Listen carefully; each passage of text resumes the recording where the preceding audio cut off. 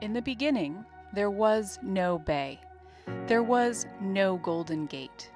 It was a valley, ringed by hills and mountains, greened by innumerable creeks, and watered by a huge river that gathered the runoff of half of what is now California. The ocean was 30 miles to the west, beyond some hills we now call the Farallon Islands. With the end of the Ice Age, the ocean rose and slowly began to fill that valley. The people living here at the time, 8,000 or 10,000 years ago, watched it happen. Eventually, what had once been a huge inland valley became an expansive bay. A tidal marsh formed along its edges, attracting an abundance of fish and birds. People resettled near the bay, using the marsh to hunt and fish, with a sacred gathering place nearby called Tole Lake. Tole Lake was one of the most sacred healing places in the Western Hemisphere. And the people who took care of that lived on the creek just below the lake that fed the marsh here. The Alaguali people were people on top of the reeds, people on top of the marsh. They took care of the marsh. And we always understood that health of the water, the health of the land, was indicative of the health of the people. When the Spanish came, they marched the people from Alaguali out of here into the missions. And so villages along the marsh edge and elsewhere were emptied by the Spanish. The missionaries introduced ranching, and European crops took root in what they now called Alta California. By the mid-19th century, the pace of change quickened with the American takeover of California and the gold rush. The discovery of gold in 1848 in the distant Sierra Nevada range rippled through the bay. Hydraulic mining washed enormous amounts of sediment into the bay, raising the bottom by 3 feet. Settlers and miners poured into San Francisco. The other big event was the Bear Flag Revolt and annexation of California by the U.S. in 1846. Mexican land grants were then cast aside. The uplands were claimed first, but the Federal Swampland Reclamation Act rewarded those who drained and converted the marshes to productive farmland. Of course, the reason it was reclaimed in the first place was, if you would alleviate the government from this terrible mosquito problem out here, you could reclaim this land, start paying some taxes on your income, and produce a usable product out here. So it was like a win-win situation. So that was how most of these ranches got the enticement to be formed. I've heard that the levees at the time were not very tall at all. They didn't need very much levees. They could drain the whole ranch with floodgates. Over time, as the ground got dried and it shrunk down a little bit, and I guess wind erosion, the land subsided, and now we have to use pumps and physically remove it from the ranch. But there weren't many people down there. There wasn't really anybody who lived down there permanently, except like the bridge tender. You look at down the ranch, you have that constant wind, you got mosquitoes, whatever water is there, sure, not very good. So there wasn't a lot of people. You're talking a handful of people. And they would plow up disc and plant seeds and eventually harvest a crop. A lot of it went out by barge. The Jones Ranch had 2 or 3 docks, and they would bring the hay bales, and barges would come up and they'd barge it away. Every day when I was a kid, an egg boat would go down from Petaluma loaded with eggs to San Francisco, and then they would turn around and they'd bring up hay and grain feeds for the mills in Petaluma. That was a very busy trade at the time. By the time I became aware, everything went out by railroad.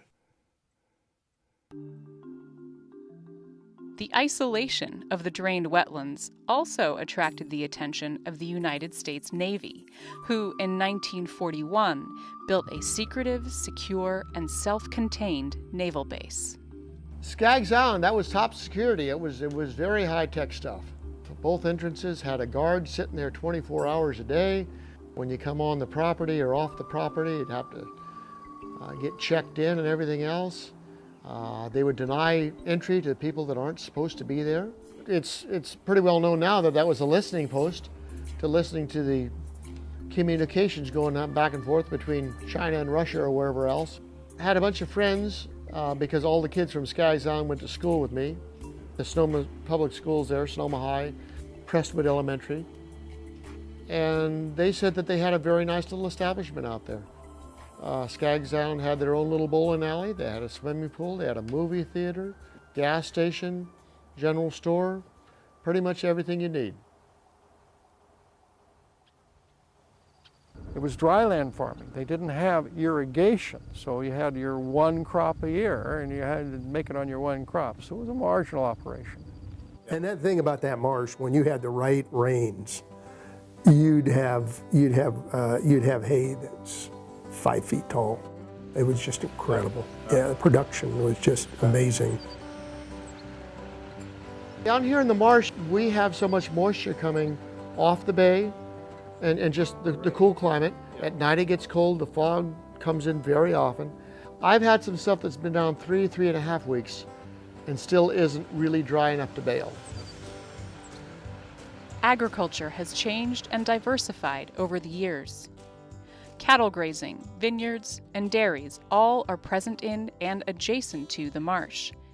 Many different crops have been experimented with, including different types of beans and even safflower, but oat hay has remained throughout the years.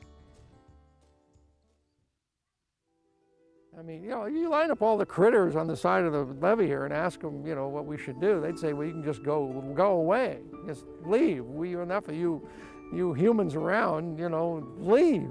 We did a good job before you arrived. Conversion to agriculture and urban development were two ways that habitat for fish and wildlife has been reduced in the Baylands. All around the bay, 190,000 acres of tidal marsh were reduced to 40,000 acres, an 80% reduction. Over time, we've recognized the value of marshes and the effects of losing them.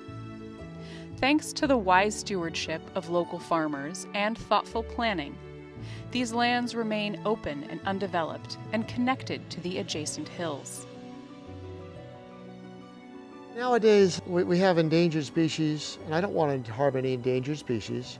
And there's the interests of the fish out there. We don't want to harm the habitat for the fish. Starting in the 1960s, restoration of the land back to wetlands began. Since this time, thousands of acres along Highway 37 have been restored to marsh. These efforts not only create wildlife habitat and filter runoff that enters the bay, but may also be our best answer in the face of climate change.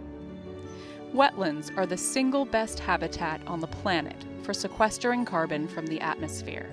The restoration work we do now will buffer our more populated areas from sea level rise, and as the weather becomes more extreme, provide a place for floodwaters to go.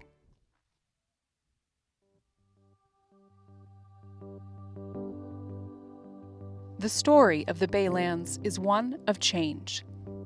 Not only has the landscape undergone continual changes, but so have the people and our perspectives. Over time, the marsh has been known as a generous provider for the Alaguali people, and then as an impediment to progress for European settlers. Drained and claimed, it became productive farmland, a thoroughfare between metropolises, home to isolated communities, and even a top-secret naval base. Today, farmers on the Baylands are continuing a legacy that began over a century ago. But farming is becoming increasingly more challenging due to the protections for endangered species and the difficulty of maintaining the levee system while the land continues to sink. Wetland restoration will continue to coexist with farming and ranching, and together, we will imagine and create a future that includes productive farms and ranches, healthy marshes, and a place for people to discover the timeless beauty of this ever-changing landscape.